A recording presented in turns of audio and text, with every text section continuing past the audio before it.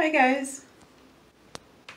And no, I'm not on the toilet. I'm just sitting down because we currently moved and this is the most put together place in the apartment. So this is where we've been doing our videos. Do you guys like my decor? It's cute, isn't it? I'm full of myself. Yes, I think I did a good job. That's not what we're here to come and talk about. We came to talk about Andrew Holness' plea that he did with Jamaica's people, and he's pleading for Jamaican people to help with the crime situation. He wants Jamaica's people to assist the police in fighting crime, and this was what he had to say. And it says, Prime Minister Andrew Holness has made another appeal to Jamaicans to assist the police in the fight against crime by ratting out criminals in their communities. He made the call Tuesday while speaking at a groundbreaking ceremony for the construction of 230 housing units as a part of the Foreshore Estate development in the tough inner city community of Delacroix Pen, Southwest St. Andrew. Nobody is invading Jamaica to commit crime. It's the people in our communities. We know them, we see them. They are our children, they are our relatives. Our silence encourages them, said Holness. He stressed that the government is doing as much as it can with the available resources to put measures in place to protect innocent citizens and observe and secure their rights while bringing down the crime rate. We can only achieve it with a partnership, and your role with this partnership as a good citizen is to provide us with information. The police cannot act in a clinical and surgical way to deal with criminals without having intelligence, the Prime Minister said. Totally agree with. He said much of the intelligence is garnered from citizens who are willing to tell what they know, adding that person should not fear providing information as they will be protected. So them say no.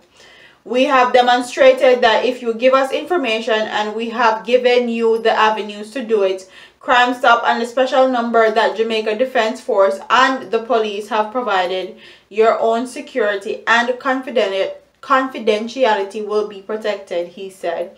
He added that now it's time for cooperation, now it's time for partnership. And in many instances in Jamaica, people have given out information to the police and they have come up dead, missing, or both. And yes, they can talk about how they'll give protection and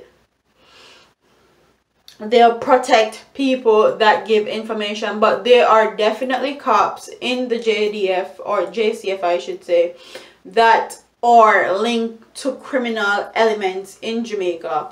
And a lot of Jamaicans are not willing to put their life in danger to give information to the police, even if they know exactly what's going on. And you cannot blame them to a certain extent, because when people are coming up dead or missing because they give information, and why would you do that if you know your life would be in danger? Nobody wants to die.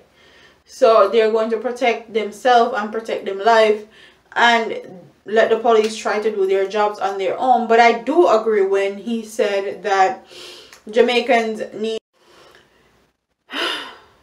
However, before I was rudely interrupted or cut off from my camera. However, I do agree that Jamaicans need to participate in helping curbing crime in Jamaica. But somebody commented and said the politicians with garrison communities used to bring guns in for the area dance to control the area. So this whole thing where guns being put into our communities in Jamaica started with politicians, started with the whole politics in Jamaica. So in order for you to come out and say that Jamaican people need to participate, you gotta ensure that their lives are not going to be endangered, and you gotta make sure that your associates that you work so closely with are not putting these guns and starting this whole crime and violence thing in the first place. You have to start at the root of the matter. Start where these guns manufactured, how are they getting into our communities in the first place, who are funding these guns and getting them into our community. Like, you can't just tell Jamaican people to start snitch and you're not attacking the problem at its core. We don't make gun, okay, at Jamaica. No Caribbean island makes gun. So how there's so many guns in our communities, we have no clue. Tackle where it's coming from in the first place, how it reach in our country in the first place. Okay, who they on border patrol, who they in the airport them, who work on wharf, who they go in and out of the communities and the country consistently, constantly. Certain people needs to be watched. Like, attack the issue from the core, because Jamaican people don't gonna put them life in jeopardy. I do agree that they need to start talk and start helping the police, because the police cannot do it by themselves. But you have to ensure that these people's life are not going to be in jeopardy, and you cannot 100% cold-heartedly ensure that. So with that being said, comment in the comment section and tell what you guys think about this story. Do you think that Jamaican people need to start helping the police with fighting crime? Do you think that they need to assure people more that their information is going to be protected and they're not going to be killed off because of giving information on criminals? Do you think that the JCF need to work to better their credibility with Jamaican people, because they don't? And do you think that Andrew Holness need to actually tackle the core issue as to where these guns are coming from and how they're reaching into our community is in the first place, So like, comment, share, and subscribe to your girl here on YouTube. I'm up out of here, man.